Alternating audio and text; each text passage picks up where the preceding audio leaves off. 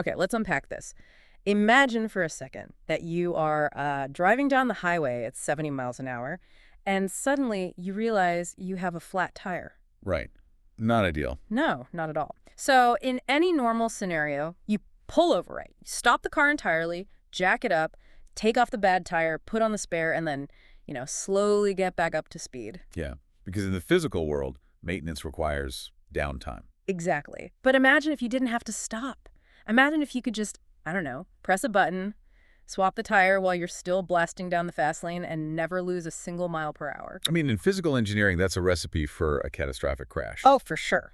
But in software engineering, particularly in massive enterprise systems, that kind of, on-the-fly, high-speed swapping isn't just a fantasy. It's actually an absolute requirement. Right, because you can't just shut down a global banking system to update a single line of code. Exactly. You just can't. Which brings us to our deep dive today. We are looking at Apache Karaf. And we're really coming at this from the perspective of a developer who knows their way around a codebase, understands servers and databases, but who might be looking at Karaf for the very first time. And that's a great perspective to have. Because, let's face it, standard Java environments can feel like a tangled web. You change one dependency and suddenly, bam, you have to recompile and reboot the entire monolith. Oh, yeah. It's exhausting. Yeah, it is. So we have a great stack of sources to pull from today to figure out how Karaf solves this. Really cannot understand Apache Karaf without first understanding OSGi. OSGi, the Open Services Gateway Initiative. That's the one. Now, the documentation says Karaf is an application container that runs OSGi, but it also says you don't need to know what OSGi is to use Karaf. That feels contradictory to me. It does sound like it. If OSGi is the engine powering the whole thing, how can a developer just, ignore it? Well, because Karaf abstracts the pain away. It does the heavy lifting for you. Yeah. Let's break down the mechanism of what OSGi actually does, because that's where the magic really happens. Okay, lay it on me. So in a standard Java application, you have something called a flat class path. When the Java virtual machine, the JVM, starts up, it loads all your code, all your libraries, all your dependencies into one massive pool of memory. Right, just one big bucket. Exactly. And if library A needs version 1 of a tool and library B needs version 2 of that same tool, they clash. You get a catastrophic error and the app crashes. Right, the classic Java class path hell. Everything is just tangled together. Yeah, class path hell. OSGi solves this by throwing out the flat class path completely. Instead of one massive pool, OSGi gives every single module, which it calls a bundle, its own isolated class loader. Okay, so total isolation. Total isolation. It is a strict modular system. A bundle hides its internal code completely and only exports the specific Java packages it actually wants to share. Oh, wow. Furthermore, it explicitly declares exactly what it needs from other bundles. So it creates a dynamic graph of dependencies rather than a messy soup. Okay, so if OSGi is this incredible isolated engine block where all the pistons fire independently, where does Karaf come in? I mean, why do I need another layer on top of it? Think about an actual engine block sitting on a garage floor. Okay. It might be a brilliant piece of engineering, but you can't drive it to the grocery store. Right, it's just a chunk of metal. Exactly. It has no steering wheel, no dashboard, no chassis. Raw OSGi is just the engine. If you want to use it, historically, you had to build your own dashboard to see the logs, write your own scripts to start and stop it, and, wire up your own management tools. So Apache Karaf is like the luxury RV wrapped around that engine block. That is a perfect analogy, yes. It provides the steering wheel and the plumbing. Exactly. Karaf uses OSGi under the hood. Usually Apache Felix, though it's flexible enough to use Eclipse Equinox, but it provides all the surrounding infrastructure right out of the box. Oh, that's convenient. Very. The official documentation calls it a modern polymorphic application container. It gives you the dashboard, the security, the deployment mechanisms, and the logging. It takes the academic brilliance of OSGi and makes it actually usable for a working developer. The phrase that really popped out of the Stack Overflow thread for me was that Karaf is batteries included. Right. It provides a runtime for what developers are now calling a modular monolith, which, to be honest, sounds like an oxymoron. A monolith is usually a giant, unchangeable block of code, right? It does sound contradictory. But the concept of a modular monolith is highly appealing. You get the operational simplicity of a single application. So you only have one JVM to monitor, one server to keep alive. But internally, the code is strictly separated into those isolated class loaders we just talked about. Ah. You don't have the network latency of 50 different microservices talking over the internet, but you still get all the architectural cleanliness. That makes a lot of sense. Let's talk about the specific batteries Karaf includes, because this brings us right back to changing the tire on the highway. Right, the hot deployment. Exactly. The documentation highlights hot deployment as a flagship feature. They say you can just drop a jar file into a specific folder, the deploy folder, and the live application updates instantly. It does. Walk me through the mechanism there. How does the JVM not just panic and crash when you inject new compiled code into a running process? Well, it relies heavily on that OSG class loader isolation, paired with a Karaf mechanism called file install. Okay. When you drag a jar file into that deploy directory, Karaf actually has a background thread constantly monitoring the folder for byte changes. So it's always watching. Always watching. The moment it sees a new file, it intercepts it, it reads the metadata inside the jar to figure out what it needs. Then it just injects it. Wait, what about the old version of that code that's currently running? And this is exactly where the isolation shines. Karaf tells the OSG engine to halt the specific class loader for the old version of the bundle. It unregisters any services that bundle was providing to the rest of the application. Just unplugs it. Yeah, and the old objects are eventually swept away by Java's garbage collection. Then, Karaf spins up a brand new class loader for the new jar file you just dropped in, resolves its dependencies, and registers its new services. Wait. If I swap a bundle that's actively talking to a database or, handling user requests, what happens to the queries currently in flight? Does it just blindly sever the connection? Because that sounds dangerous. Well, it can be if the application isn't designed for it. Hot deployment does require the developer to write state-aware code. Ah, there's the catch. Right. The OSG framework sends out lifecycle events. So it sends a stopping event before it kills the class loader. A well-written bundle catches that event, gracefully finishes its current database queries, releases its connections, and then shuts down. Okay, so it's a choreographed dance, not a sudden execution. Exactly. That makes sense. But let's look at the friction this creates, because if I have 50 independent bundles running in their own little bubbles, and one of them contains a bad loop that starts throwing errors, how do I even find it? That's a great question. In the YouTube tutorial from Save War Technologies, they run an example where a client bundle immediately starts spamming the screen with data. In a traditional monolith, I might have to kill the entire server just to stop the bleeding. But in Karaf, you don't touch the server. You use the console. Karaf provides a full Unix-like interactive shell that connects directly to the live JVM. Oh, wow. Yeah, so when that tutorial bundle starts spamming the screen, the developer simply opens the Karaf's console, types bundle.list to see everything running, finds the specific identifier for the rogue client, say bundle number 42, and types bundle.stop42. And just that one class loader halts. Just that one. The database connection bundle, the web server bundle, the security bundle, they all keep running seamlessly. You isolated and neutralized the threat without causing a system-wide outage. Okay, but what about the logs? If I have 50 isolated class loaders, how do I track down an error that cascades through 3 different bundles? In standard Java, if one library uses like the SLF4j logging framework and another library uses log4j, they often spit out separate log files. Oh yes, it's a nightmare. I've spent hours digging through completely different text files trying to sync up timestamps. If OSG isolates everything, wouldn't the logging be totally fractured? That is a massive pain point in raw OSG, and it is exactly why Karaf is so valuable. Karaf includes a subsystem called PAX logging. PAX logging? Yes.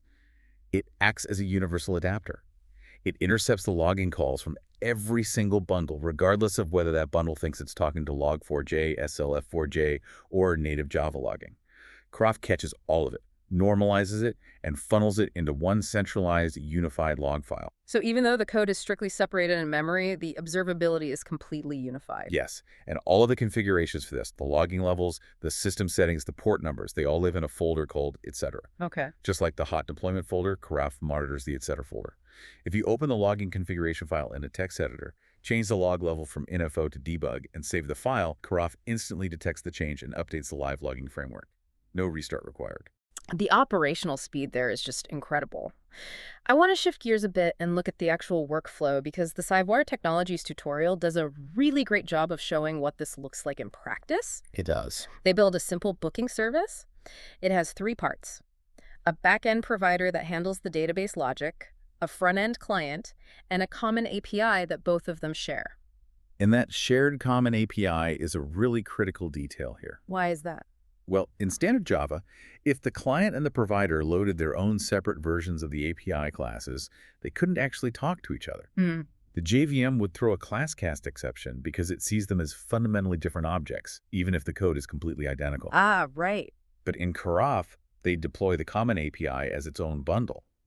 Then, the client and provider bundles are explicitly wired to use the exact same class loader for that API. Which guarantees they are speaking the exact same language. Ex- Now, in the tutorial, when they go to deploy this three-part system, they don't drag and drop three .jar files into the deploy folder. They introduce something called Karaf features. They use an XML descriptor file. And I have to push back here. Okay, go for it. If the whole selling point is the simplicity of dragging a jar into a folder, why introduce complex XML recipes? Because enterprise software is rarely as simple as a single .jar file. Think about the dependency graph. What if your front-end client bundle requires a specific third-party JSON parser library to function? Okay, yeah. If you just drop the client.jar into the folder, Karaf will try to start it, realize the JSON parser is missing, and the bundle will fail to resolve. You would have to manually find the right JSON parser.jar, drop it in, wait for it to start, and then refresh the client. That sounds incredibly tedious if you have, like, dozens of dependencies. It is. A Karaf feature solves this by defining the entire application architecture in one XML file. It acts as a recipe. Okay, I see. The XML says, to run the booking service, you first need to download this specific version of a JSON parser from a remote repository. Then you need to start the common API, then the provider, and finally the client. So in the console, instead of manually juggling files, you just tell Karaf where the recipe is. Right. You type feature.repo add with a link to your XML file, and then feature.install booking service. Karaf acts as an intelligent package manager. It goes out, fetches all the required dependencies in the correct order, starts their class loaders, and wires the entire system together automatically. It's almost like having a DevOps pipeline embedded directly inside the Java runtime. Exactly what it is. Which brings me to the biggest question of this deep dive. It is one thing to run a lightweight booking service on a laptop using a zip file and a local console, but the official documentation explicitly states that Karaf is heavily utilized for big data and systems integration. Oh, massively. Major corporations are running their critical infrastructure on this. So how does this architecture scale from a single MacBook to a massive corporate data center? I mean, I can't just SSH into a production server and drag a file into a folder. You certainly shouldn't do that. And that's where Karaf's enterprise management tools take over. First off, Karaf doesn't have to run standalone. It can be embedded. Okay, what does that look like? You can pack a Karaf instance into a Docker image and deploy it across a Kubernetes cluster, just like any modern microservice. But more importantly, Karaf supports fleet management. You can have a single root Karaf instance that manages dozens or hundreds of child instances across a network. So I have a centralized mothership controlling the fleet. Yes. But wait, if the console gives you direct access to the live JVM, if you can literally type bundle.stop and kill a database connection, that is a terrifying security risk at a corporate scale. How do you prevent a junior developer from accidentally taking down the, payment processing module? Karaf handles this through a highly granular role-based access control system, or RBAC. It isn't just a simple login screen. Karaf actually intercepts every single command issued in the console, or over the remote management interface, before it ever reaches the OSG engine. Intercepts it how? Like, how does it know? It uses an interceptor pattern tied to Java's underlying security frameworks, usually JS. When you type bundle.stop42, the interceptor pauses the command. It checks your user profile, which is mapped to a roles matrix in that dynamic, etc. folder we talked about. Ah, back to the etc. folder. Right. The matrix might dictate that developers have the viewer role, meaning they can run bundle.list to see what's active, and they can view the centralized logs, but they are explicitly denied the manager role required to execute a stop command. The interceptor just rejects the action. So you can lock down the interactive shell command by command. Absolutely. You can even lock it down by bundle.